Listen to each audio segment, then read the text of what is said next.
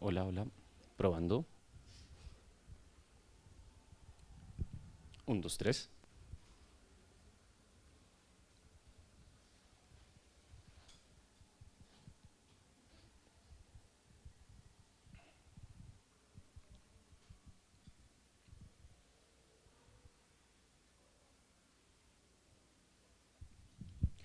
Bueno, buenas tardes a todos y a todas. Bienvenidos y bienvenidas al Museo de Arte Moderno de Bogotá. Hoy nos encontramos en el conversatorio Videoarte 6 décadas de resistencia con el apoyo de IDARTES y el Ministerio de Cultura. Nos encontramos con Andrés García Larrota, artista e investigador, y Lida Vázquez, directora del programa público y directora de educación del museo. Bienvenidos.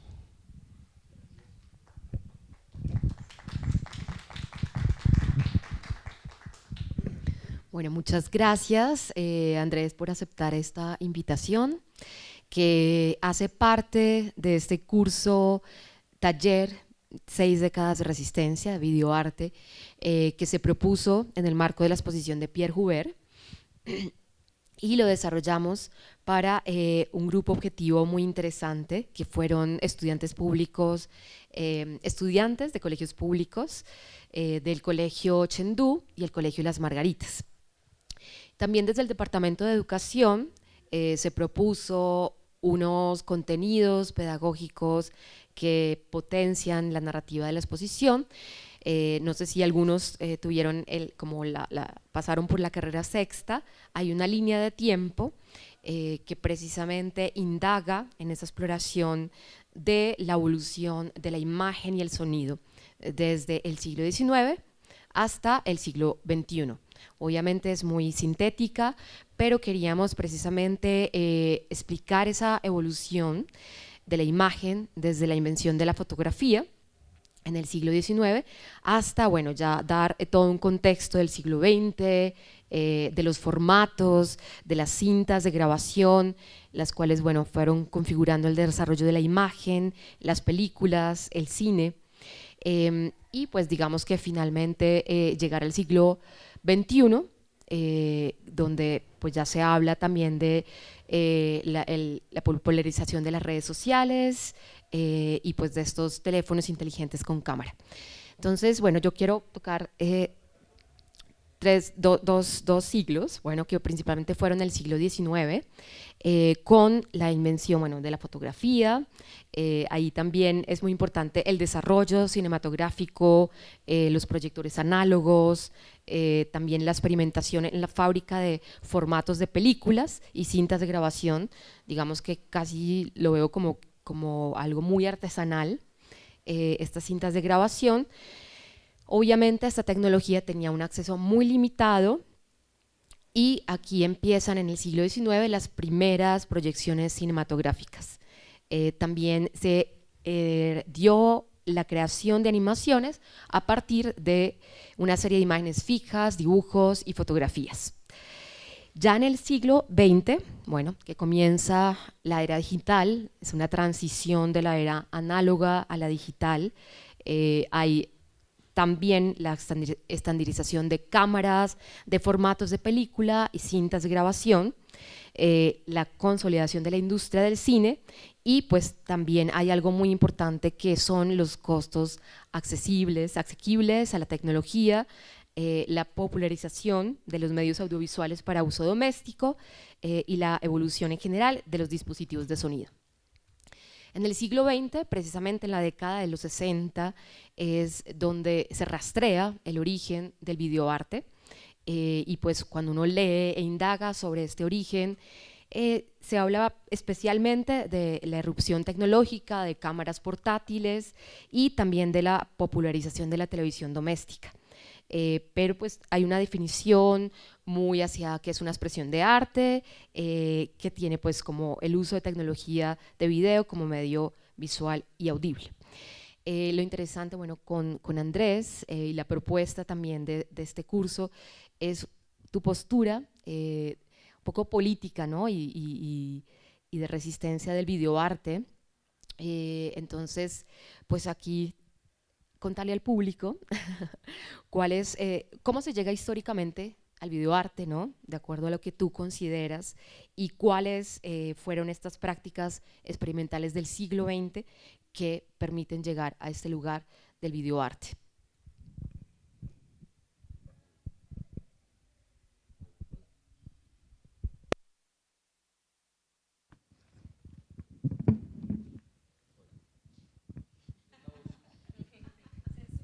Hola.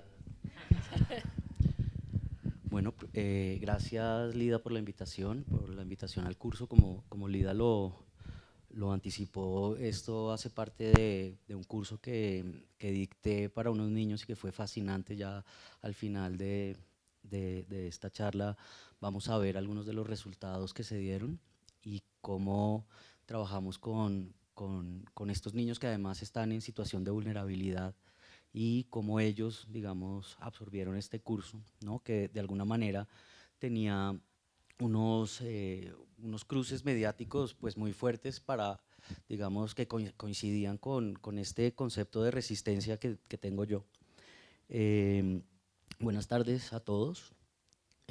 Gracias por asistir entonces a esta charla, a este conversatorio con Lida. Y sí, pues yo quisiera entonces contestarte esa pregunta de cómo se llega al videoarte, pero con una historia, digamos, más extensa. Yo no voy a hacer una charla especializada en videoarte. A mí me gustaría más contarles una historia, ¿no? Una historia de los medios, una historia que tiene que ver además con justamente ese concepto de resistencia. Para esto es interesante pensar, ¿no es cierto?, en el video como un formato electrónico y como ese formato que depende de la electricidad, ¿no es cierto?, está muy relacionado a la televisión, o digamos deviene de ella. Pues para eso tenemos que buscar los orígenes de la televisión, y como Lida lo anticipó, esos orígenes de la televisión los podemos datar en el siglo XIX, imagínense. Es más, los orígenes de la televisión son anteriores a los orígenes del cine. La televisión se empezó a explorar antes que el cine, aunque digamos que hay un momento donde se juntan y están en paralelo.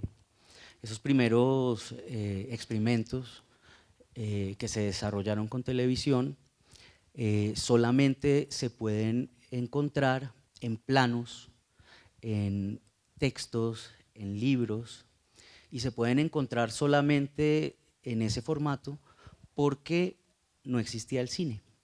La televisión fue en directo hasta 1956.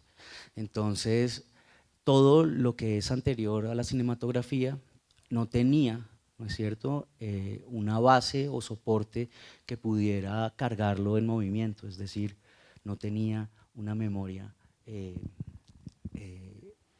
física. En 1882 y 83 se comisionó a un científico, era un ingeniero alemán, a crear una máquina de guerra, una máquina en realidad espía, una máquina que pudiese transmitir archivos a distancia y que pudiese transmitir imágenes a distancia, ¿no? Desde su misma etimología tele, ¿no es cierto? Visión, ¿no? Distancia, visión, ver a distancia, ¿no es cierto? Y que ya vamos a ver la etimología también del video, ¿no es cierto? Que viene del latín yo veo, que quiere decir ver en primera persona. Esa etimología entonces de la televisión surge justamente en un escenario de preguerra con el Imperio Austrohúngaro. Se comisionó entonces a este científico que se llama Paul Nipkow, y él en 1883 se inventó un aparato que todavía no se llamaba televisión, digamos que no se había acotado el nombre sino hasta 1900, que era un disco de exploración lumínica, ¿no? Otra vez, su objetivo era poder transmitir documentos de un lugar a otro, ¿no es cierto?, en tiempo real. Estos son conceptos que no voy a ahondar mucho porque no tenemos mucho tiempo, pero son conceptos que son bien importantes, ¿no? El tiempo real, el vivo y el directo, la realidad o el reality que va a aparecer después. Este científico entonces crea un aparato, ¿no es cierto?, que es básicamente un disco en su principio de madera, y crea una especie de televisión mecánica donde este disco se enfrenta a básicamente como la cinematografía clásica, a una fuente de luz, ¿no es cierto? Hay una proyección más o menos en esta zona, ¿no es cierto?, del disco, que es, digamos, donde empieza y termina ese espiral de huequitos. Hay que pensar que esos huequitos dejaban pasar la luz, ¿no?, y tener una proyección más o menos algo así, ¿no? Esto es una diapositiva que nos muestra más o menos el funcionamiento de ese disco. Entonces fíjense que hay una fuente de luz, en este caso una imagen fotográfica que podría ser una diapositiva, y se proyectaba, ¿no es cierto?, sobre ese espacio, digamos, sólido del disco. Piensen que el disco empezaba a dar vueltas a altísimas velocidades y que la luz pasaba por líneas. Eso es muy interesante porque ya hay, digamos, una relación muy fuerte con el video, y son las líneas de definición y de resolución. Son dos términos que nosotros utilizamos todo el tiempo, pero nunca sabemos bien de qué estamos hablando cuando estamos hablando de resolución y de definición. Este primer disco, pues, como dice ahí, tenía 16 líneas, ¿no es cierto? 16 líneas de resolución, es decir, el territorio es la resolución, ¿no?, donde se presenta la imagen. La definición es cómo se comporta la imagen dentro de ese territorio con una línea, es decir, cómo se compartimenta la imagen, pensando incluso que cada línea está en un tiempo-espacio diferente. Entonces, al proyectarlo, el disco giraba y la luz pasaba y se metía por allá, por ese huequito que es una fotocelda, ¿no es cierto? Esa fotocelda también inventada o descubierta en el siglo XIX, ¿no es cierto?, tenía la propiedad de convertir la luz en electricidad. O sea, era un material fotosensible, una celda de selenio en realidad. Entonces, imagínense que cada golpe de luz se convertía en un impulso eléctrico que se iba por ese cable y llegaba a otra fuente de luz, ¿no es cierto?, que parpadeaba. Imagínense un strobe como los de las discotecas, ¿no? Entonces parpadeaba, y parpadeaba con un foco directo sobre otra vez ese lugar sólido. Al girar el disco, la luz pasaba y nos presentaba una imagen de 16 líneas. Ahora, esta imagen de 16 líneas que estamos viendo, yo pienso que se hubiera podido presentar en ese momento, ¿sabes? Porque ya la tecnología daba para eso. Es decir, los dos discos tenían que estar sincronizados, y al pasar la luz podían crearse esas imágenes que eran muy simples. El dispositivo fue un fracaso total. Incluso a Nipkow casi lo fusilan por hacer esto, porque realmente los artistas pues todavía no nos habíamos metido acá. Lo que ustedes están viendo ahí, como ese muñequito que todos conocemos, es un silogismo. Eso se empieza a entender en el siglo XX, ¿no?, porque ahí hay pensamiento abstracto. Es decir, los artistas todavía no nos habíamos inventado la abstracción. La abstracción no la inventamos hasta los años 20, y entonces esto que ustedes están viendo para el siglo XIX no era nada, o no significaba nada. La primera televisión podía expresar de pronto hasta sólidos platónicos, pero eso no significaba nada. Hay una analogía que a mí me gusta hacer con esa, digamos, proporción que daba la televisión o la primera televisión, la proporción visual, ¿no es cierto?, a 16 líneas. Esta es la primera televisión de la historia, ¿no?, de Nipkow, y ese está en el Museo de Historia de Londres, ¿no? Así era la primera televisión. Ahí se colocaba el disco y giraba, y el bombillito pues se prendía y se apagaba. Pero fíjense que ya aquí hay una tecnología electromecánica, digamos. A mí la analogía que me gusta hacer con esa primera televisión es el Atari, ¿saben? Porque el Atari es algo que también se podía expresar con ese disco de Nipkow, ¿sabes? O sea, el Atari con 8 bits, como no teníamos en los años 80 tanta, digamos, potencia para tener una información más pictorrealista, entonces generamos abstracciones. Todos sabemos que aquí hay marcianitos y todos decimos aquí hay un marcianito, y cuando uno ve el logo dice aquí hay un marcianito, o cuando uno ve un tanque de Atari, ¿no es cierto?, dice ahí hay un tanque. Pero fíjense que ahí, ¿no?, hay un ejercicio de abstracción, ¿no?, que no existía obviamente en el siglo XIX. Entonces la televisión tuvo que esperar hasta el siglo XX también para que llegaran artistas a revisar ese dispositivo, y aparece este otro científico que pienso yo sí es el padre de la televisión. ¿Y por qué estoy mostrando científicos? Porque creo que esta resistencia se da también en esa relación entre arte y ciencia. Esa relación entre arte y ciencia, o entre esa palabra tecné, ¿no es cierto?, del arte del conocimiento, del saber, ¿no?, como el arte de la navegación, por ejemplo, se separa en justamente esta época romántica, donde, digamos, era como de mal gusto las familias burguesas mandar a sus hijos a estudiar ciencias. Tenían que mandar a estudiar artes a sus hijos para, digamos, de alguna manera poder representar esa idea, ¿no?, del conocimiento y de la intelectualidad en un escenario europeo, ¿no?, que es por donde estoy empezando. Este científico, John Logie, sí podríamos datarlo como el padre de la televisión, ¿no? Fíjense que aquí pasa la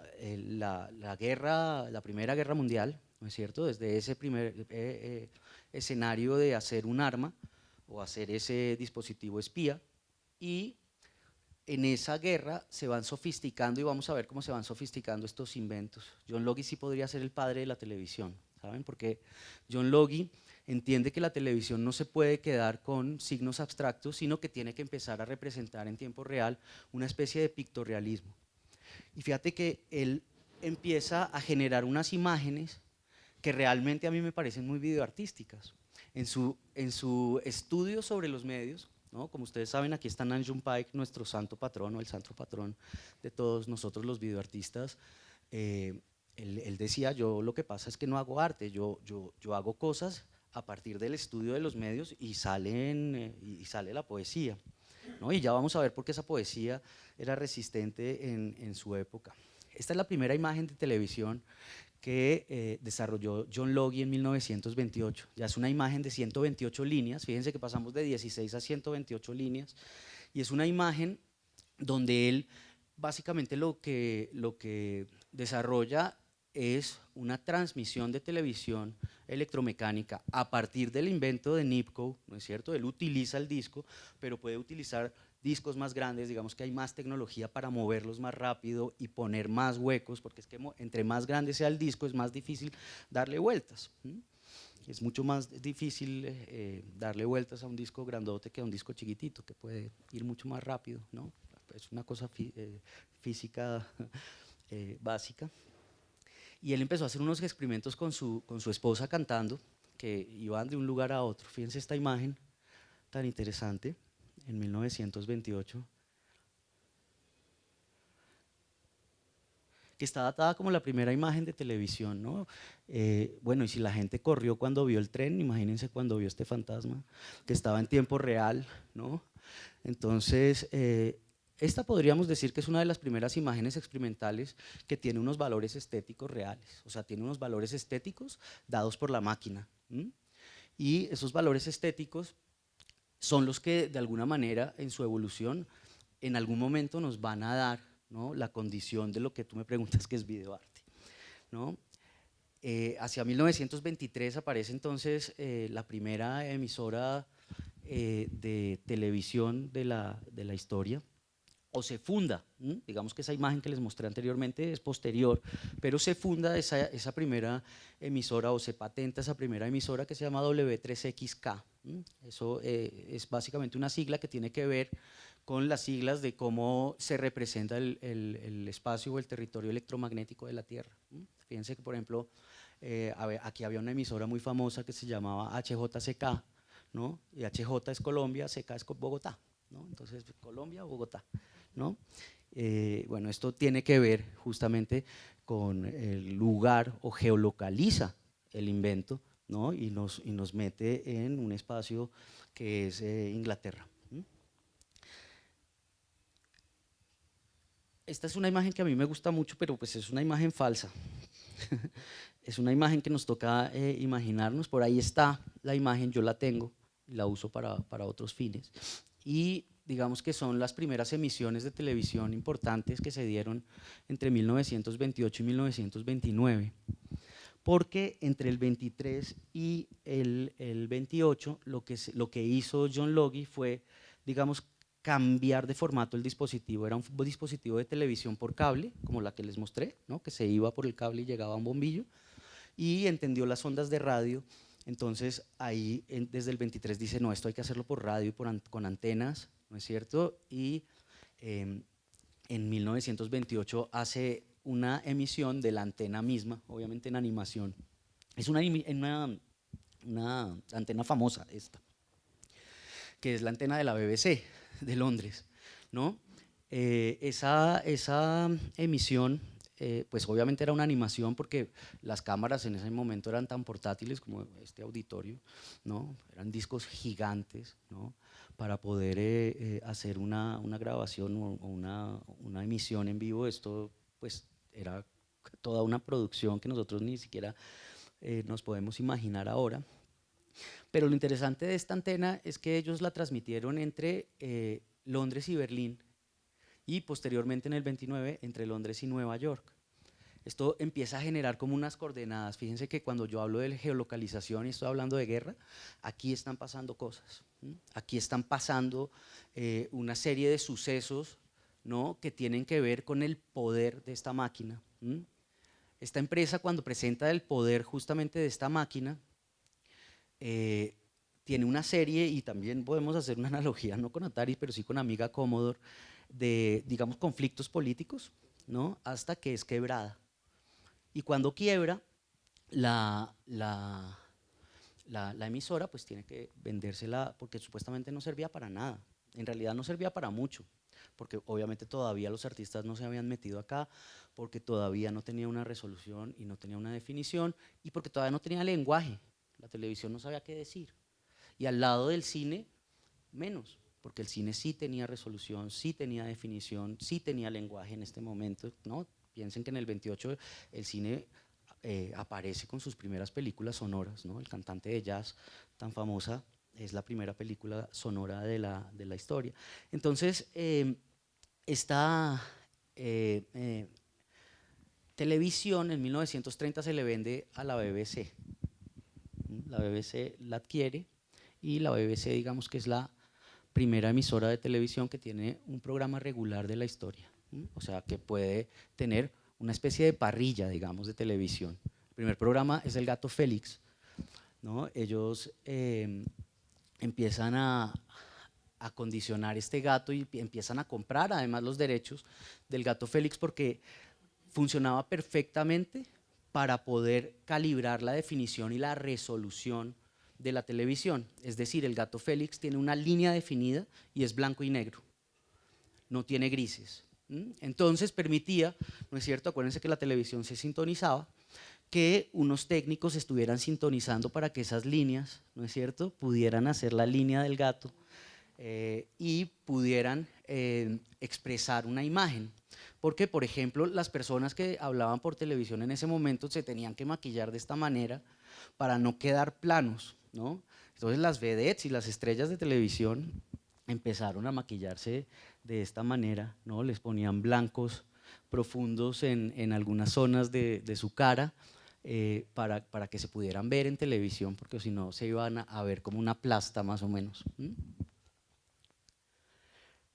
La BBC entonces empieza a generar, y aquí esto es interesante porque empieza a generar una especie, y tiene que ver después con la resistencia, empieza a generar lenguaje, es decir, ¿para qué sirve la televisión?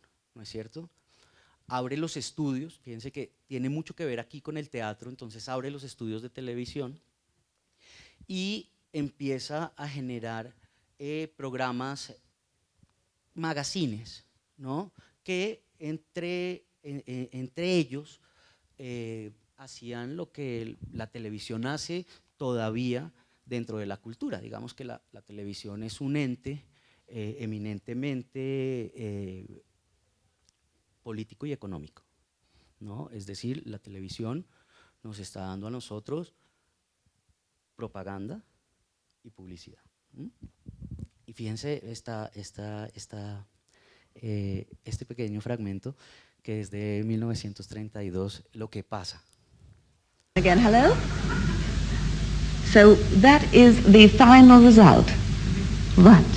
Well, as you can see, all the votes are in, and the winner of the Eurovision Song Contest Grand Prix is Denmark with the song Danse Visa.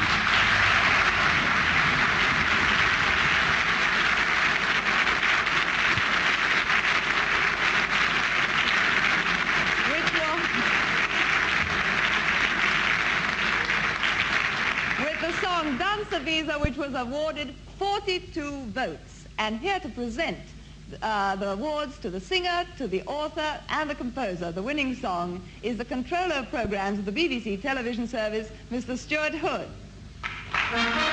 La banda era en vivo, ¿no? Todo era en vivo, todo estaba pasando en vivo. Y básicamente la memoria de este programa, pues la tenemos y la podemos ver hoy acá, pues por la existencia del cine. Si no, nosotros no podríamos ver lo que pasó en este programa. Pero fíjense, aquí uno podría entender un poquito cómo la televisión empieza a tener un lenguaje y de alguna manera como a educar un público, ¿sabes? Eso se llama formación de audiencias. ¿Qué vimos? Vimos una cabeza. No vimos cuerpos, no vimos escenarios, no vimos planos generales, y es porque la televisión no tenía ni la definición ni la resolución, ¿no es cierto?, para mostrar otra cosa que no fueran cabezas. Eso es muy interesante porque fíjate que ya nos está hablando, así como la primera televisión, como la que vimos de John Logie, que es su esposa, es igual, ¿no es cierto?, es una cabeza. Y ahí aparece un término que es muy importante para la televisión y después se acota el documental, que es las cabezas parlantes, The Talking Heads, ¿no? Que viene de antes, no es solamente la banda, ¿no? The Talking Heads es un concepto que acota James Joyce, el gran escritor y poeta dublinés. Pero fíjense que esa cabeza parlante empieza a tener una serie de condiciones, ¿no es cierto?, referentes a la transmisión en vivo.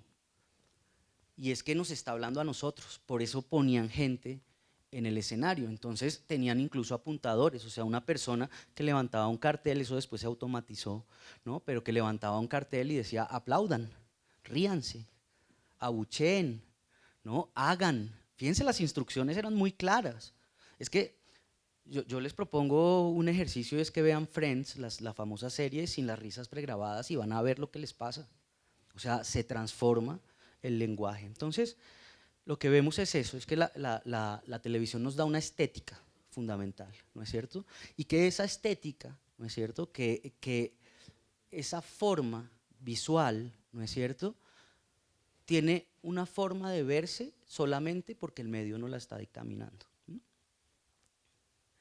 Obviamente, en este momento y más en la década de los 50, pero se empiezan a desarrollar receptores para que la gente pudiese tener las televisiones en su casa, ¿no?, en ese momento. Porque antes de los 50 la imagen de televisión se veía como en los grandes bulevares, era una imagen pública y la gente incluso tenía que hacer fila porque eran pequeñas pantallas, no tenían la tecnología para tener grandes pantallas, ¿no? Entonces tenían como que ir e imaginarse incluso los programas, hacer programas muy cortitos, como lo que está pasando ahora, ¿no es cierto?, con TikTok y con estas nuevas tecnologías que están generando imágenes inmediatas. Si nos queda tiempo al final podemos hablar un poco de eso.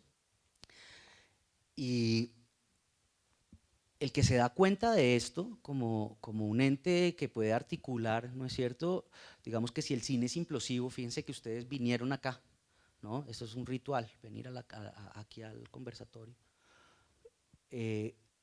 Lo mismo es el ritual del cine. El cine es implosivo, se hace que la gente venga acá, ¿no?, y se apagan las luces y bueno, tiene todas unas condiciones semiológicas también importantes.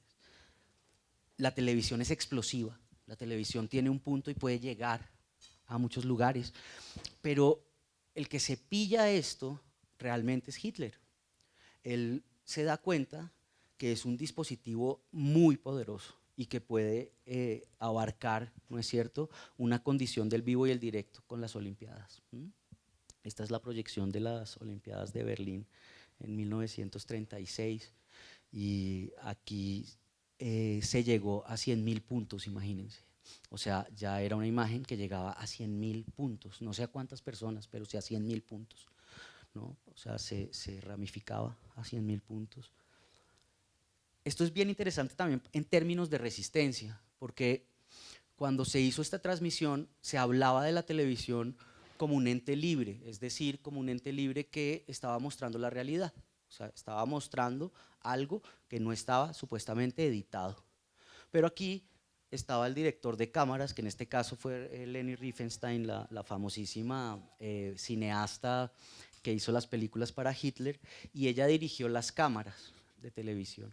Aquí aparece también un concepto, por ejemplo, que es el cameraman dentro de un foso, que es poner una cámara de televisión en un hueco, ¿no?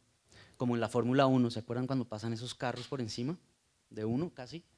Pues ahí es que uno ve esos carros pues muy imponentes. Entonces ella, por ejemplo, cuando salían los jugadores nazis, decía cámara 1 y se ponchaba esa cámara, ¿no? Y era un contrapicado desde ese hueco y uno los veía como unos titanes saliendo de los camerines, ¿no es cierto? Y cuando salían los enemigos decía cámara 5 y entonces uno los veía como pulguitas porque ponían una cámara que estaba ahí arriba. Entonces sí empezó a haber una edición sobre la realidad, ¿no? Eso es importante porque aquí cae la guerra mundial, la segunda, donde se desarrolla realmente la televisión, y el que se encarga de desarrollar la televisión en otro sentido son los Estados Unidos, ¿sabes? Y a mí hay algo que me gusta mucho de 1948, bueno, todo lo que pasó, es que aparece el sistema NTSC, eso es también una sigla muy técnica, ¿no es cierto? Y es básicamente un dispositivo de sistemas de televisión de 525 líneas. ¿Ah? Y estandariza, exactamente, estandariza todo el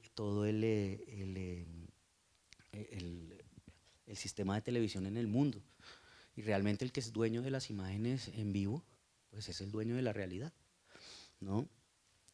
Esto pues se da después de todo lo que pasa en Ginebra, ¿no? de todo el plan Marshall y bueno, de toda esta situación política candente en Europa. O sea, podríamos decir que la televisión tiene mucho que ver, o la teletransmisión, con la Guerra Fría.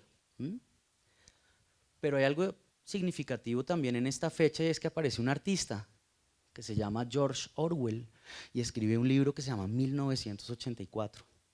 Fíjate que lo que él está haciendo es invirtiendo los últimos números, ¿no es cierto? Como diciendo, esto está invertido, aquí pasa algo, ya nosotros no estamos viendo la televisión nos está viendo a nosotros, ¿no? La televisión es un dispositivo peligroso, por ahí se nos está diciendo qué hacer, cómo vestir, quiénes son los buenos, quiénes son los malos, y los Estados Unidos son los dueños del dispositivo, ¿no? Fíjense que en ese libro, no sé, seguramente muchos de ustedes ya lo han leído, pues aparecen palabras importantes como reality, ¿no es cierto? Como el gran hermano también, ¿no?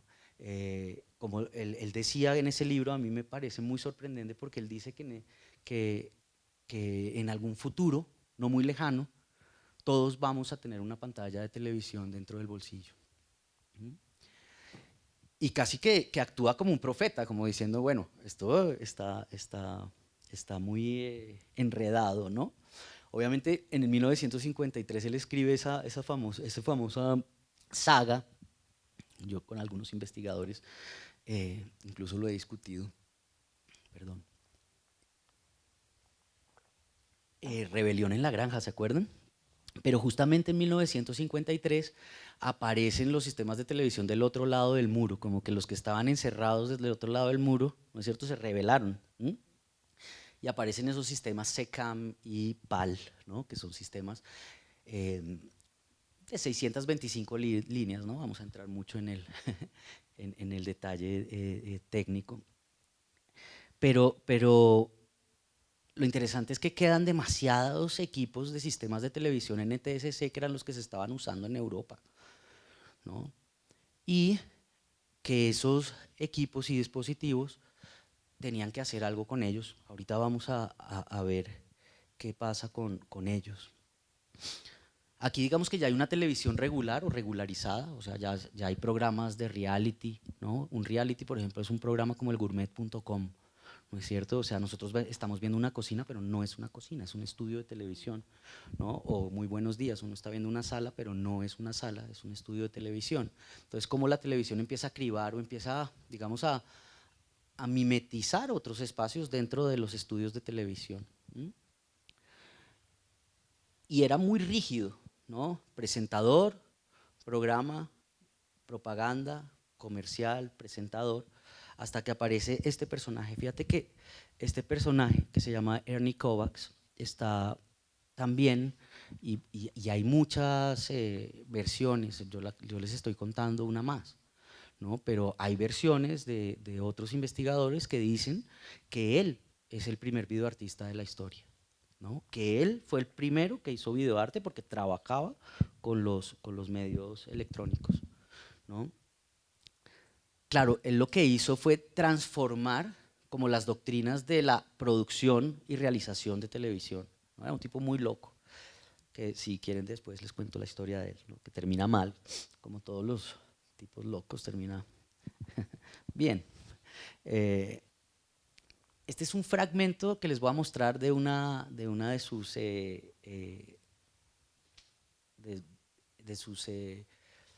puestas en escena. Nos tocaría también pensar que todo esto está pasando en vivo y en directo, porque claro, uno lo ve en esta época y dice, no, pues esto es facilísimo de hacer. No, aquí desde la música que se hacía en vivo, todo lo que está pasando está en vivo. A mí me fascinaría tener un detrás de cámaras de esto, pero obviamente no existe. Un programa de 1953 y era un programa reality, todavía no se consigue en internet, yo solo tengo este fragmento, pero es una señora que está dando clases de cocina como una especie de Betty Crocker, ¿sabes? Y ella lo que hace es que dice, bueno, es que entre los chefs nos peleamos mucho por cómo se prepara un pollo asado, pero mi receta es la mejor porque yo preparo los mejores pollos asados, entonces les voy a mostrar cómo, y se para y se va a la nevera y cuando abre el pollo no está, como que el pollo se voló, entonces dice, no, pues es que en esta cocina están pasando unas cosas tan raras, entonces déjenme, yo voy a la tienda rápido por un pollo, me esperan y yo ya vengo. Entonces ella sale de escena y empieza esto. Imagínense que esto está lleno de utileros moviendo cuerditas, varillas, todo el tiempo y alguien diciendo cámara 1, cámara 5, cámara 7, ¿no? Que es este Ernie Kovacs. Se llama La Sinfonía en la Cocina.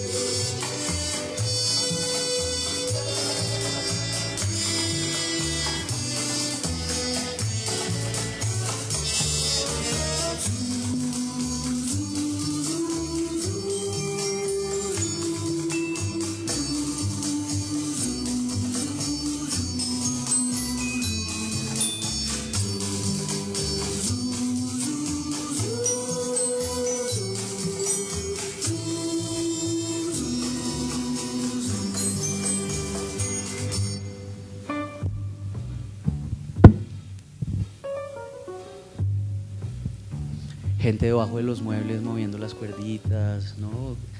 Cámaras con rueditas, porque las cámaras eran unos monstruos corriendo de un lugar a otro, ¿no?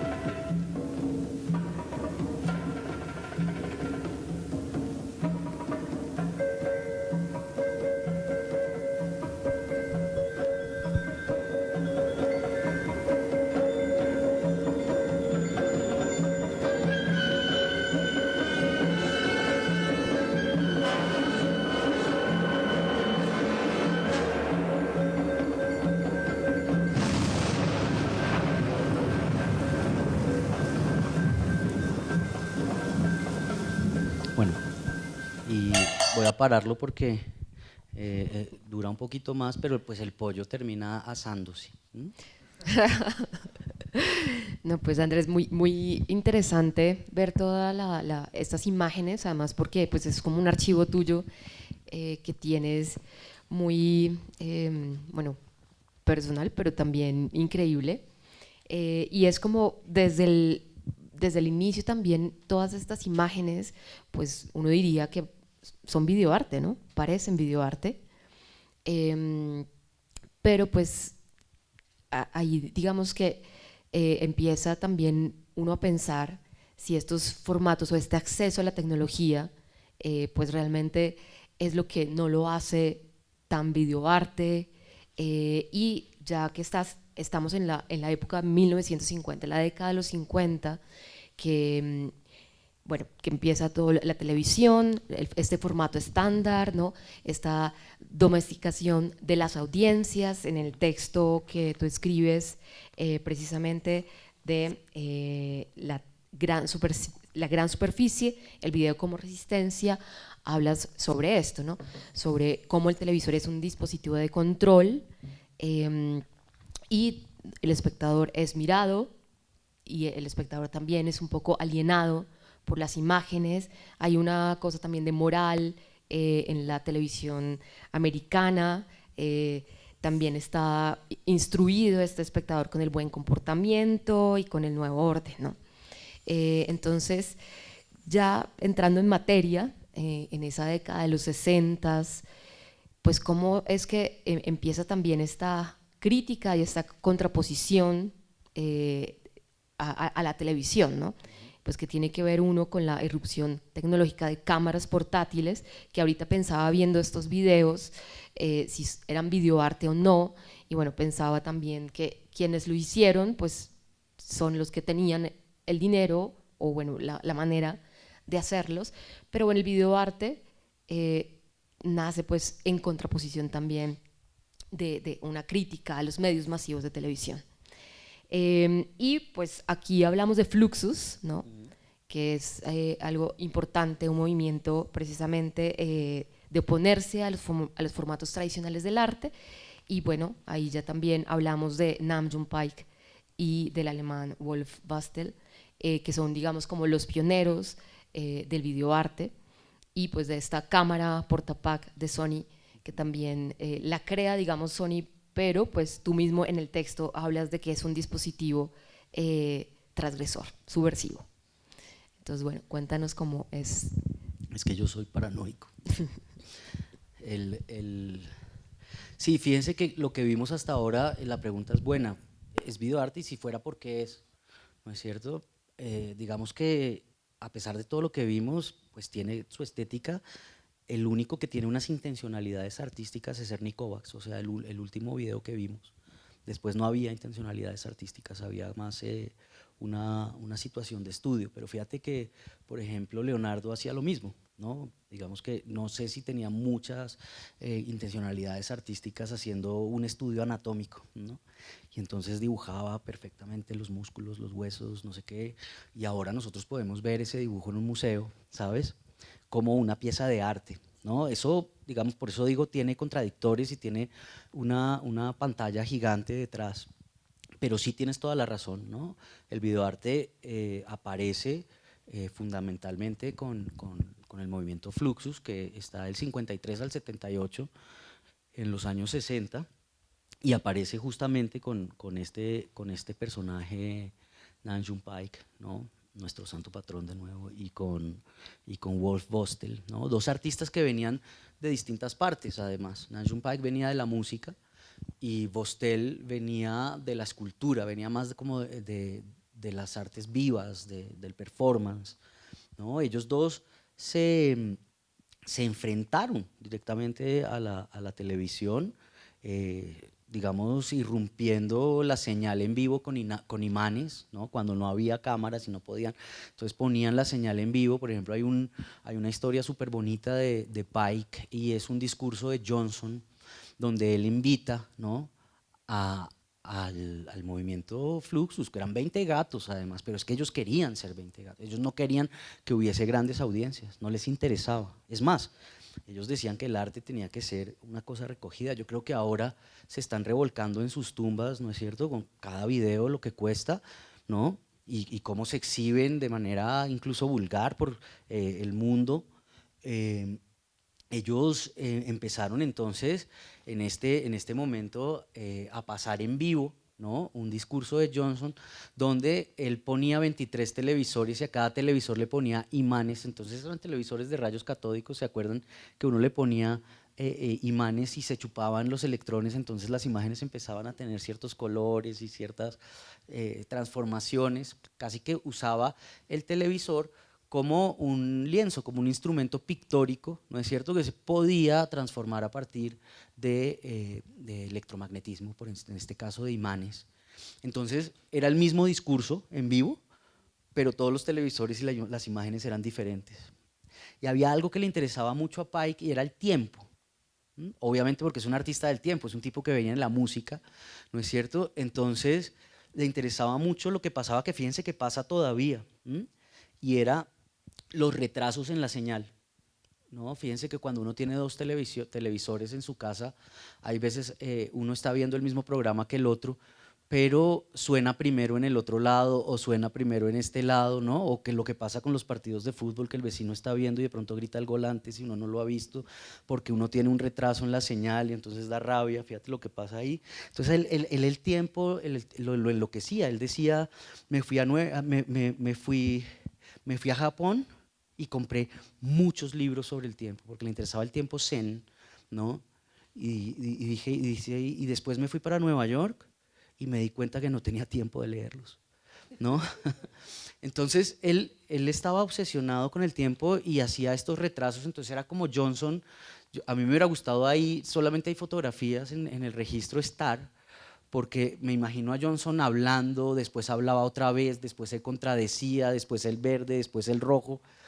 Y por su parte Bostel, que venía de las artes vivas, hacía una serie de happenings o de performance donde enredaba televisores en alambres de púas o enterraba televisores prendidos para que fueran callándose, o generaba una serie de acciones donde ponía los televisores enfrente de las vías del tren para que los explotara, ¿no? Como que generaron como ya un señalamiento de resistencia frente a esos programas, digamos, clásicos de televisión, que pues en ese momento no eran tan clásicos, pero a ese formato del lenguaje que ellos también lo veían como un formato opresivo, como un formato peligroso, como un formato de control, ¿no?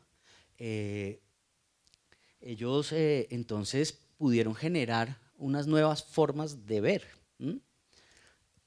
Pike, por ejemplo, se inventó con unos diseñadores electrónicos en Alemania el primer sintetizador de video, ¿no?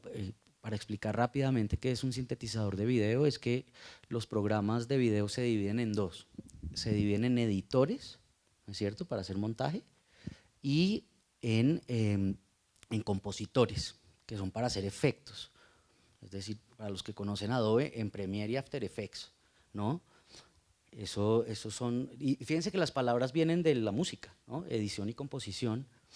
Y él lo que hace es que se inventa como el primer compositor de la historia, o sea, se inventa un sintetizador de video donde ya él sabe, ¿no es cierto?, que puede empezar a generar una serie de, digamos, de efectos programables o de síntesis de imagen a su disposición, como él quiere.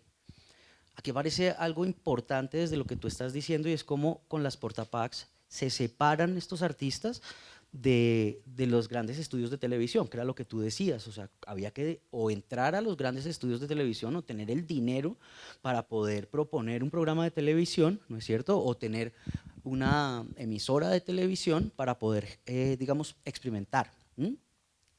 Hubo como Kovacs algunos suertudos que entraron ahí, estuvieron contratados, después los echaron y hasta los mataron, ¿ah? Pero cuando aparece la primera cámara portátil, Pike dice, aquí hay algo muy importante, ¿no? Porque los primeros sistemas de grabación se hicieron en el 56, se llaman sistemas Ampex, pero las portapacks se dieron en el 65 y sabes que cuando salió en el 65 Pike hace un video que es bien interesante. Él lo que hace es que se va a la tienda de Sony a comprarse, él ya tenía recursos para hacerlo, entonces se va a comprarse su cámara, su primera cámara, y el video es así, como que se prende la cámara y está en la tienda de Sony. Entonces él sale con su cámara, se sube a un taxi y resulta que ese mismo día estaba Pablo VI, bueno, uno de los papas estaba en Nueva York, entonces él pasa por la caravana del Papa y lo graba, y después llega a la galería y lo que hace es que conecta la cámara y le muestra a su equipo de Fluxus lo que había pasado un tiempo antes, ¿no? Entonces era como esos intervalos de tiempo le interesaban muchísimo. El maestro Suzuki, maestro Zen, también conoce la tecnología del video y empieza a hacer unos videos súper locos. Él decía que, porque claro, él estudiaba el silencio con John Cage, y él dice que llega a unos estados de silencio tan profundos que el sonido de su pelo y sus uñas creciendo no lo dejan dormir, ¿no? Y lo que hace es que pinta su mano en una pared de su casa y pone la cámara fija y entonces va poniendo todos los días su mano, ¿no? Sin cortarse las uñas, y entonces uno ve como en una especie de stop motion en video cómo le crecen las uñas. Es muy bonito. Esta es una pieza que es importante, se llama Global Groove, y es importante porque también Nam June Paik se da cuenta que la televisión iba a tener un impacto sobre el mundo mundial, pero fundamental. O sea, iba a cambiar la historia, y siempre se habla del cine, siempre se hablaba del cine, y él decía, no, la televisión tiene que ser arte. Él se inventa un concepto que es, fíjense que es como devolverse a nuestro primer científico, Paul Nipkow, y él dice que él hace televisión abstracta, ¿no? Que si la música es abstracta y uno no tiene que entenderla para disfrutarla, las imágenes pueden ser abstractas y uno no tiene que entenderlas. Entonces era una televisión bien rara que él quería emitir y eran solamente manchas, ¿no? Frecuencias, pero visuales, sin sonido. Después lo contratan con este sintetizador y hace esto que es la primera obra de arte satelital, ¿no? Global Groove. Por eso se llama así, Global Groove, ¿no? Ya entienden la tecnología de satélite, Pike manda a un lado, Cage le contesta desde el otro, ¿no? Y empiezan a mandarse. Les voy a pasar un fragmentico también. This is a glimpse of a video landscape of tomorrow, when you will be able to switch to any TV station on the earth, and TV guides will be as fat as the Manhattan telephone book.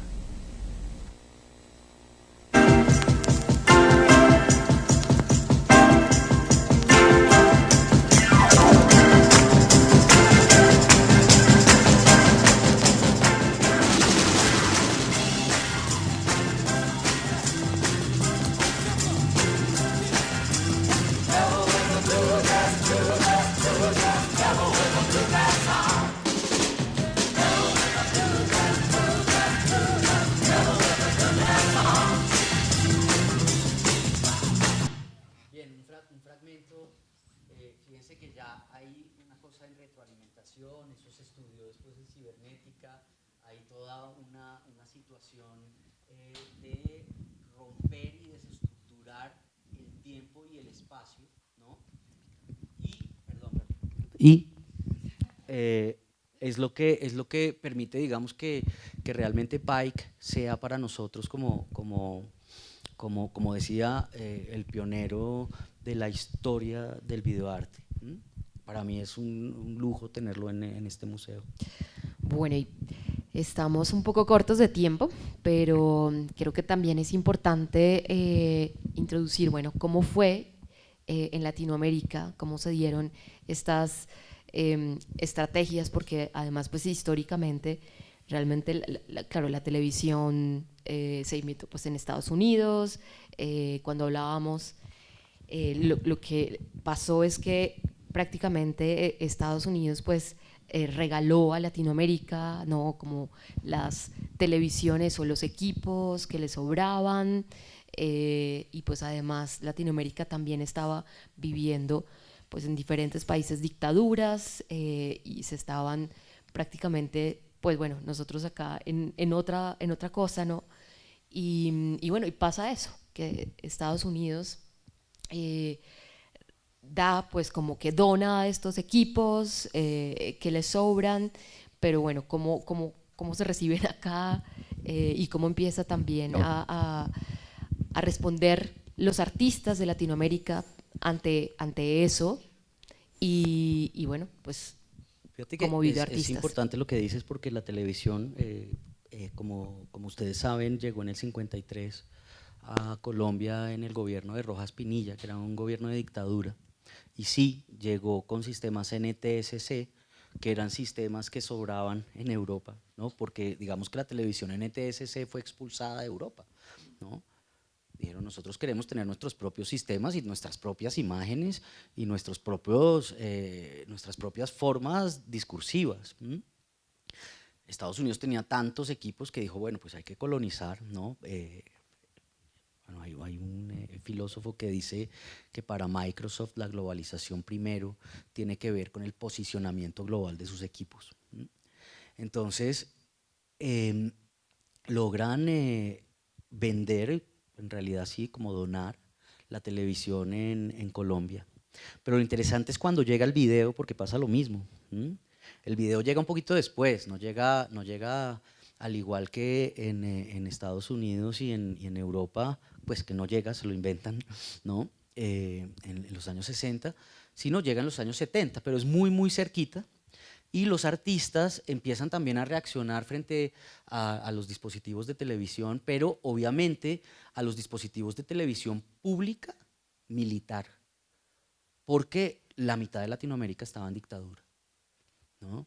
En Brasil hay unos casos bien interesantes, ¿no es cierto? Por ejemplo, Gerardo Melo Anaya, él es un artista plástico que conoce el video y empieza a reaccionar, ¿no es cierto?, a la televisión militar, ¿no?, haciendo, digamos, su propia televisión de autor, que tuvo ciertas, digamos, proyecciones particulares donde, como acá, se juntaba un grupo que nadie podía saber a ver el sistema de televisión y a ver los programas, ¿no? Pero algo interesante es que también, como no existía rastreamiento electrónico, es decir, nosotros tenemos unos sistemas sofisticadísimos de rastreamiento electrónico, ¿no? A mí me ha llegado la policía a mis clases cuando hacemos intervenciones con ondas, porque las ondas pertenecen al Estado, ¿sabes?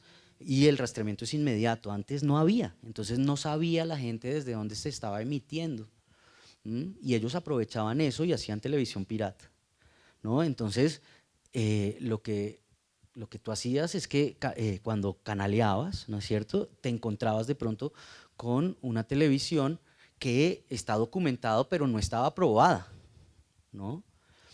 En las grandes dictaduras pasaron cosas, por ejemplo, en México trataron de sacar el mezcal, el pulque, el tequila para que entraran otros rones, whiskies, ¿no es cierto? Lo mismo pasó en Brasil, querían sacar la cachaza para poder introducir los whiskies, lo mismo pasó en Colombia cuando iba a entrar la cerveza y sacaron la chicha, y eso por televisión se decía, ¿sabes? Decían que la chicha envenenaba, que la chicha enloquecía, había propaganda pública, ¿no?, pagada por el Estado diciendo que la chicha volvía loca a la gente, solamente para poder entrar, y entraron. O sea, Bavaria es dueña de toda la cerveza, ¿no es cierto?, desde México hasta la Patagonia.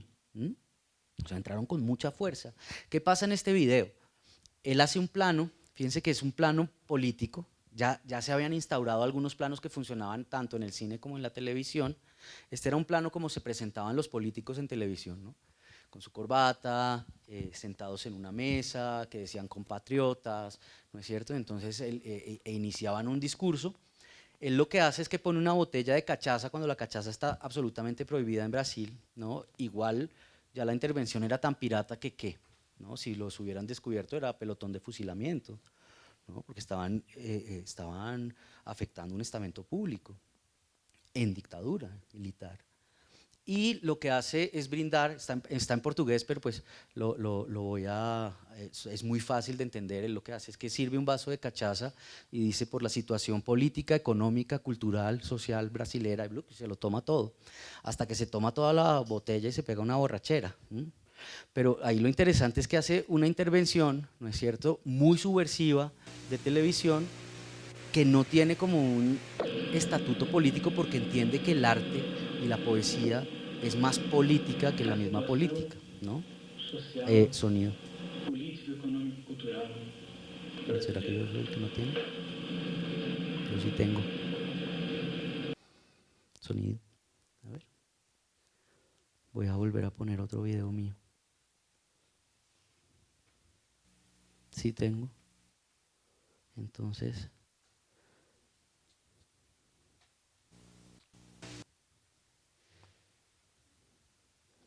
Vamos a sacar eso, ¿no? Pues si me permiten lo busco en otro lado.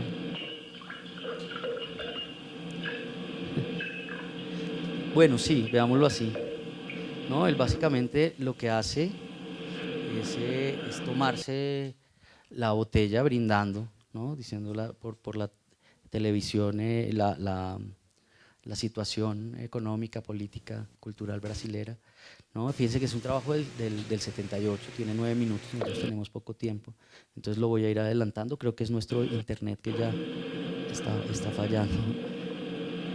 Y bueno, sigue tomando, ¿no? Fíjense, y sigue brindando hasta que, ¿no?, termina absolutamente borracho, muerto de la risa, ¿no? Despeinado.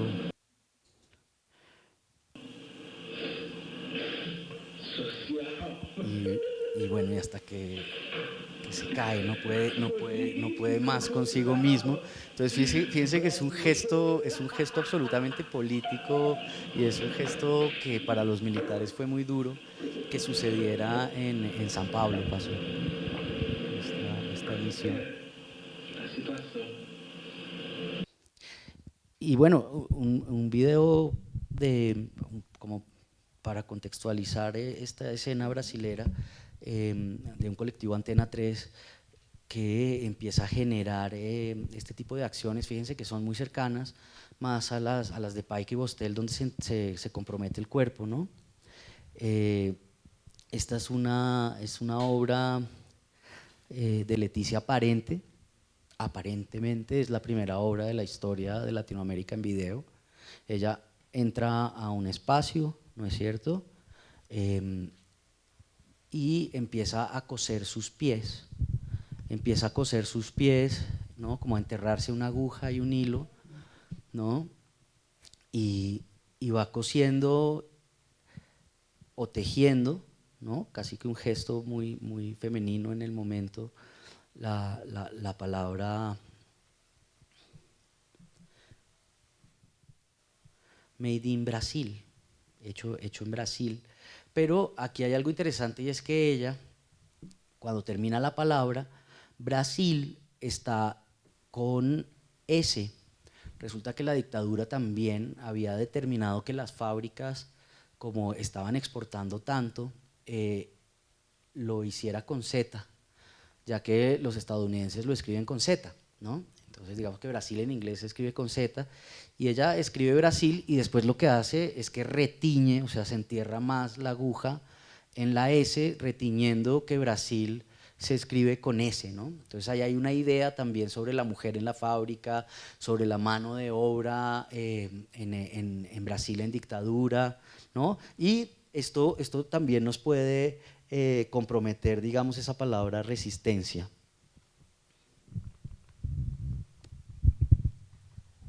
Bueno, y ahora vamos a Colombia para terminar. Sí, Gilchar, hablamos. Y bueno, pues creo que la charla es mucho más larga. Realmente el recorrido que nos queda es bastante, pero sí sería interesante pues contar un poco sobre lo que pasó en Colombia. Hay una historia, bueno, de León de Greiff, que con la cremallera abajo, y creo que esto pues está catalogado como, no sé si... Sí, esa es una entrevista que le hace Marta Traba a León de Sí. Greiff, y él tiene la bragueta abierta, ¿no? Y entonces como que se la muestra todo el tiempo a propósito, hasta que ella le dice, oye, León, tienes la bragueta abierta, y a él no le importa, ¿no? Entonces Gil Charalambos justamente es quien cataloga esto como una acción artística y como la primera obra de videoarte de la historia de Colombia, aunque es una obra que no está, digamos, constituida en video, pero según Gil, León tenía intencionalidades artísticas frente a la televisión y que por eso, ¿no?, la considera la primera obra de arte, no solamente colombiano, latinoamericana de la historia. Sin embargo, si uno se remite al formato y se remite a la idea de voy a hacer un video con intencionalidades artísticas, se encontraría con esta pieza de Sandra Llano que se llama Impulso, ¿no es cierto? Que es una pieza del 76, bueno, aquí una presentación de Juan Hacha, ¿no? Ella lo que hace básicamente es que se hace un encefalograma, ¿no?, o un electrocardiograma, perdón, y hace como una suerte de trabajo videoartístico de puesta en escena con el material y también con digamos, con la entubada o la cableada, ¿no es cierto?, de ella, que lo presenta como un performance. Fíjense que es interesante porque anticipa una cantidad de cosas, ¿no? Pablo Bruschi, artistas como Raúl Marroquín, van a entender esto y van a entender el performance, ¿no es cierto?, dentro de la acción artística. Este video no fue hecho en Colombia, este video fue hecho en México, ¿no? Ella tenía los dispositivos en México. Gil, incluso en su libro La historia del videoarte, la historia del videoarte en Colombia, la menciona, ¿no es cierto?, aunque menciona lo de León de Greiff, hace un señalamiento a ella y a Rodrigo Castaño, el hijo de Gloria Valencia de Castaño, como los primeros dos videoartistas de la historia colombiana. Yo considero, si ustedes me preguntan a mí, que el primer videoartista de la historia colombiana es Gil Charalambos, ¿no? Lo que pasa es que, claro, él no se dice a sí mismo que es el primero. Y digo que es el primero porque sí, hizo un video un año después que este, pero Gil Charalambos hizo 400 videos, ¿no? Siguió en el formato, siguió estudiando video. Sandra trabaja más en un sentido de performance y tiene un video, ¿no? Pero si uno habla de un videoartista, no de un videoarte, es Gil Charalambos.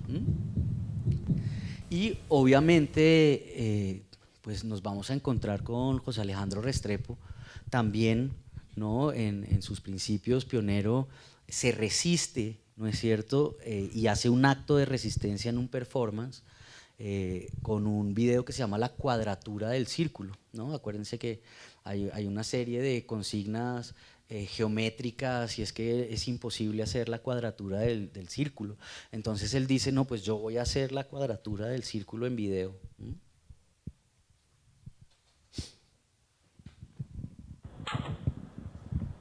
Tiene como un minuto de presentación, perdón. Ya.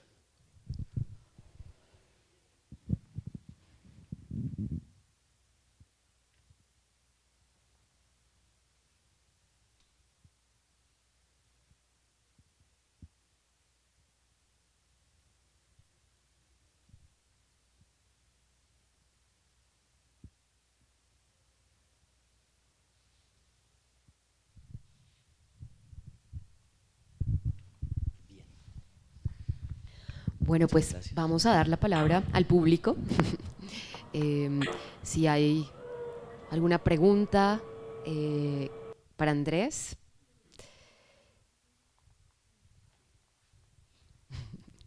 Comentarios, preguntas.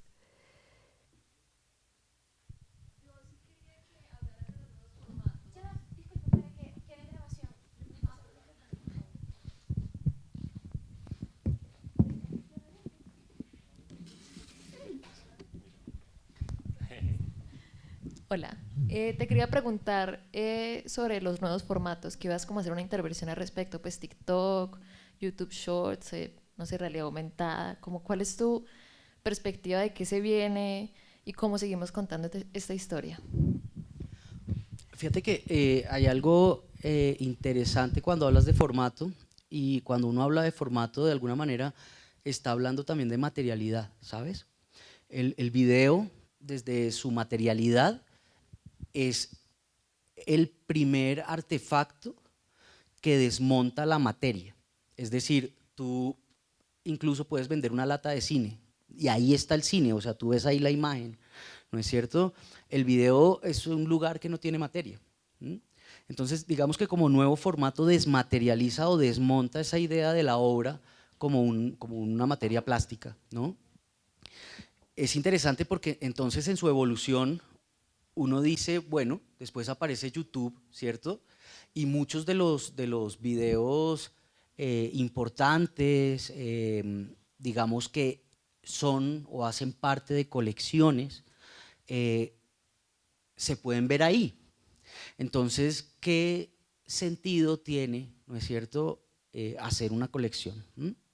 Ahora imagínate un NFT, y es un formato de firma donde yo, digamos, puedo subir una imagen o un video, ¿no? a un espacio, y lo que tú estás comprando es el derecho, ¿no es cierto? Eso es una edición, digamos que yo en un NFT puedo hacer una edición de 10 y lo puedo vender 10 veces, ya después no lo puedo vender más. Lo mismo pasa con los videos, ¿no? Los dueños de los videos o los artistas podemos, perdón que me meta primero por esa parte, pero ya después me meto en una parte más estética. Podemos hacer una edición, ¿no es cierto?, de 10 videos, ¿no es cierto? Así mi video esté en YouTube, si tú me lo compras, es tuyo. O sea, esos derechos patrimoniales pasan a una persona. Es algo muy similar. ¿Qué quiere decir? Que los formatos no han cambiado mucho. Y no han cambiado mucho y repiten ciertas estéticas. Lo que pasa es que son más efectivos, son más rápidos, son más precisos. Desde, como te digo, mi paranoia en un sentido de conspiración, ¿no? La vez pasada tenía que hacer un viaje y dije, bueno, tengo que comprar un pasaje a no sé dónde, y abrí mi computador y inmediatamente me salieron viajes, ¿sabes? Porque ya los algoritmos están escuchando, ¿no?, de una manera pues muy precisa nuestras palabras, las están traduciendo, están generando bases de datos. Todos estamos en bases de datos, todos estamos geolocalizados, así apaguemos nuestros celulares, ¿no es cierto? Podemos estar geolocalizados ya incluso de unas maneras biológicas. Entonces ese sentido, digamos, de condición, ¿no es cierto?, del formato, a mí me parece que lo que pasa es que en este momento es más efectiva, es más precisa. Si lo vemos desde una consideración estética, uno podría pensar, por ejemplo, en una palabra que se usa mucho en esta época y es lo viral, ¿no? Todo el mundo quiere ser viral, todo el mundo quiere viralizarse, todo el mundo… es una palabra compleja, ¿sabes? O sea, ¿qué quiere decir ser viral? Y apela en un sentido incluso semiótico, al virus, ¿no? Es algo que se replica, sabemos, ¿no? Algo que se replica y hay veces a grandes velocidades.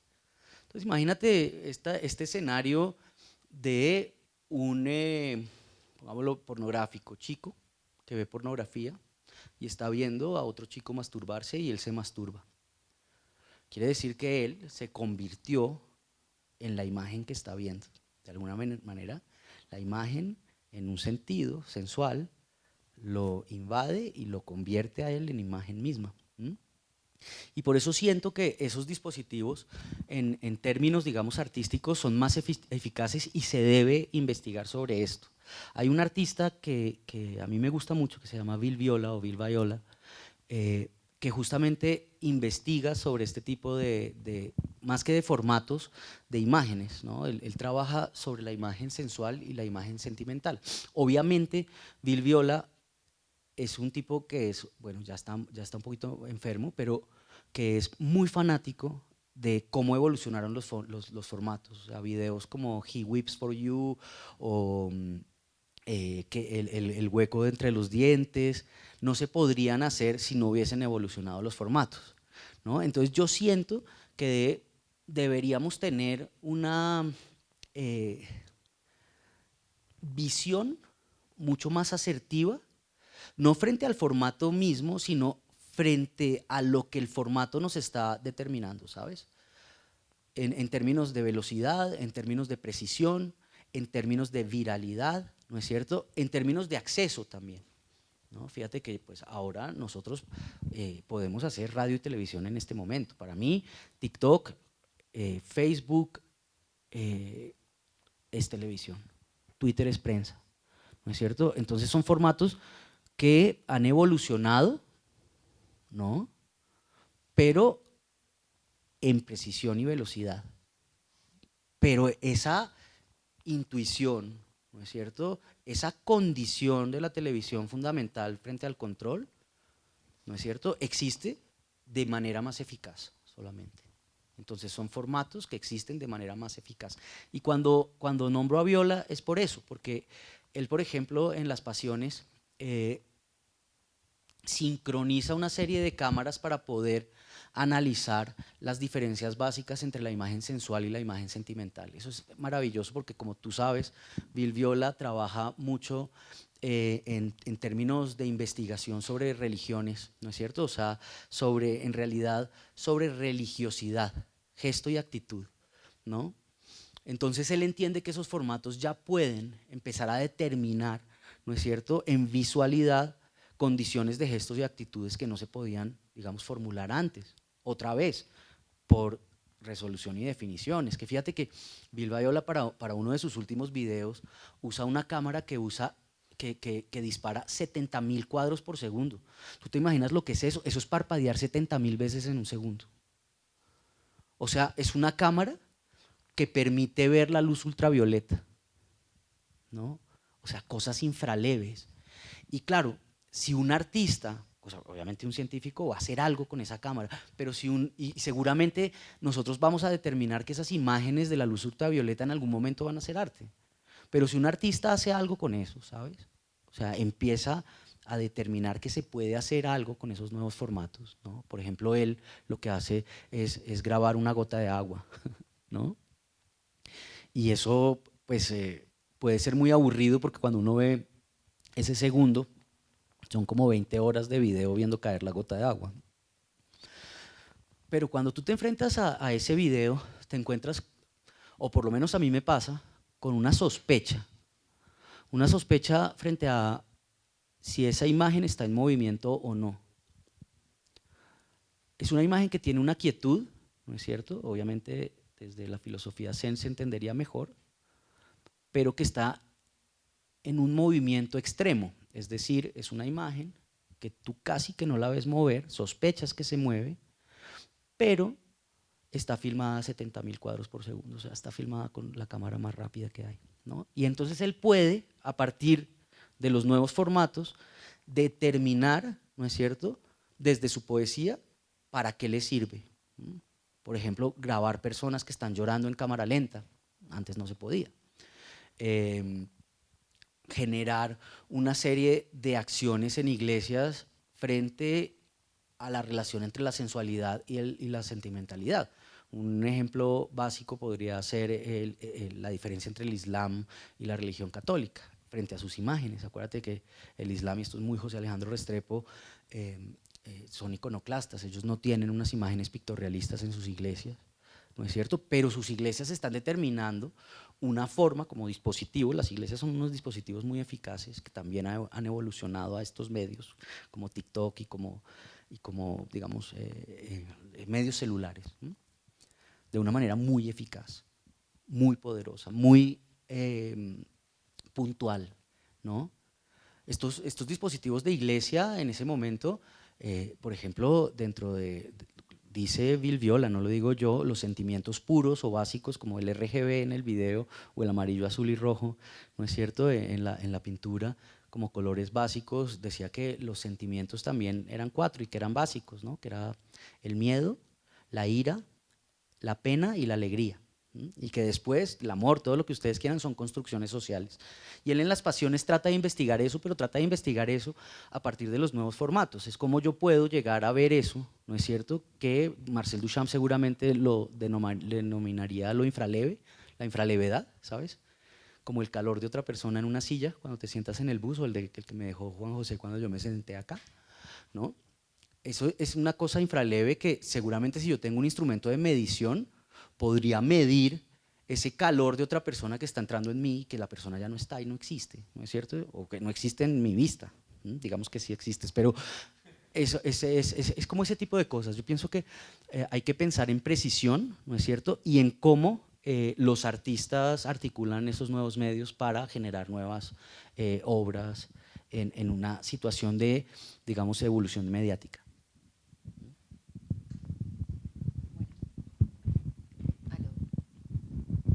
Hola. Ya.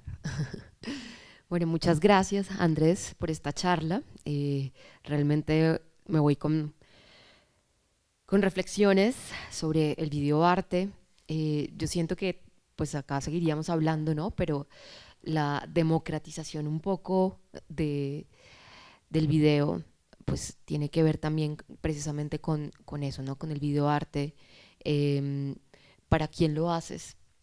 En este curso que vimos, por ejemplo, de la intimidad del objeto, me llamó mucho la atención la idea de uno poder hacer un video no necesariamente para masas, ¿no? Sino para alguien especial, o hacer una videocarta, ¿no?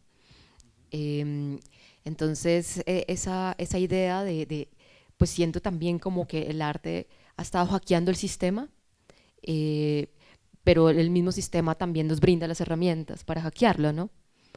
Como estas cámaras portátiles y también las redes sociales, los NFTs, que creo que es interesante cómo se interrelacionan, ¿no? El sistema y también el arte y ese hackeo, ¿no?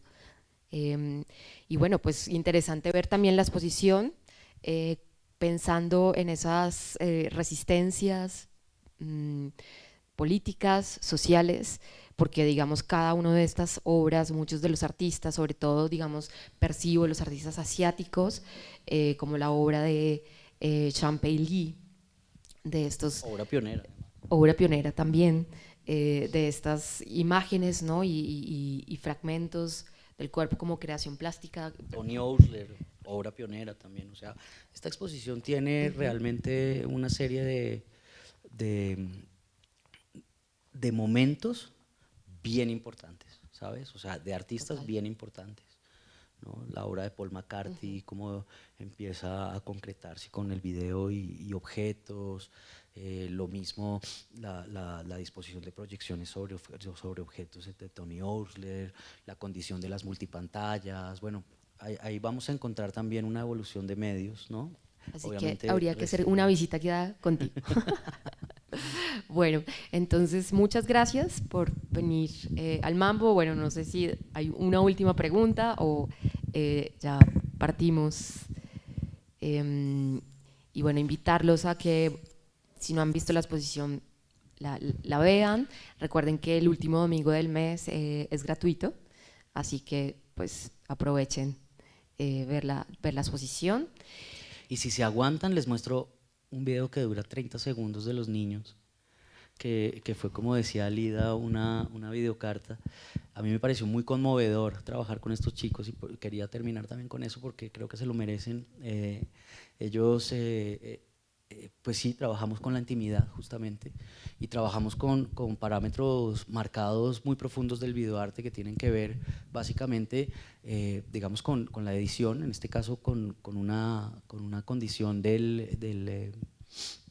básicamente trabajamos los temas clásicos del arte, ¿no? Que son el cuerpo, el paisaje y la naturaleza muerta, ¿no? Entonces hicimos una videocarta como pensando en su propio paisaje, en su propio entorno, y ellos tenían que proponerle algo o escribirle algo a alguien que querían, ¿no? Aquí encontramos una serie de trabajos realmente muy profundos, de verdad, que los chicos nos hacían llorar cada vez que nos proponían algo. Denme un segundo.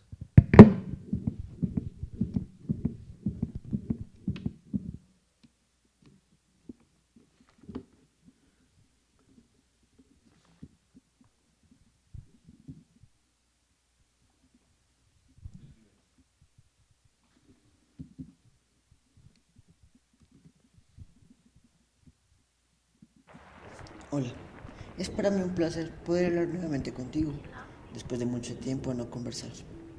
Espero te encuentres de la mejor manera posible. Preparé algunos recuerdos que quizás ya se te habían olvidado. Espero te gusten y pases un muy buen rato. Así que empecemos. ¿Recuerdas aquellos tiempos los cuales pasabas con mi padre? ¿Recuerdas aquellas grandes hazañas que hacías con él? Pero no te preocupes, sigue estando con el mismo carisma. Creo que aún más que antes. Gracias a ti, soy un niño más alegre, con ganas de prosperar y seguir con este camino, el cual es la vida. Tú me enseñaste la importancia de la naturaleza, el por qué cuidarla a ella y a cada uno de los entes que viven allí, sus animales, las plantas y los campesinos. Agradezco cómo tú abriste mis ojos para mostrarme el esfuerzo, trabajo y dedicación de un campesino, ya que tú nunca te apenabas de decirlo a los cuatro vientos. Mira, aquella familia, la misma que viste prosperar y crecer con el paso del tiempo, una familia con mucho potencial, que seguirá derribando muros y abriendo caminos ante cualquier problema. Mira, un nuevo miembro que llega a esta familia, Puchín, nuestra querida y amada gatica, nuestra más reciente hermana. ¿Quieres que te cuente algo de aquel dibujo? Yo lo hice, ya que no tenemos alguna foto de ella, así que este dibujo no te lo pude mostrar nunca. Llegamos casi al final, pero quiero que veas lo hermoso que debió ser para ti vivir en el campo, rodeado de naturaleza y de seres los cuales conviven de una manera perfecta. Yo sé que te encantó y que no lo cambiarías por nada en esta vida. Bueno, ya casi se acaba el tiempo, así que seré rápido. Te agradezco profundamente haberme enseñado qué es la vida, responder a aquella pregunta y dejarme sin ningún tipo de duda. Al contrario, ponerme a pensar hasta el día de hoy cuál fue tu respuesta. Gracias por esta maravillosa vida y familia. Me arrepiento tanto de no poder haberlo dicho, esto en persona.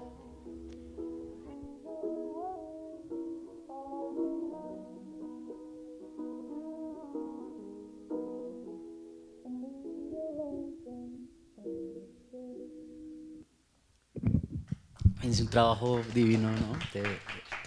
Con herramientas muy básicas, ¿no? Lo que tenían a mano, lograron hacer realmente unos trabajos otra vez con intencionalidades artísticas, y esto también lo permite, digamos, el medio, ¿sabes?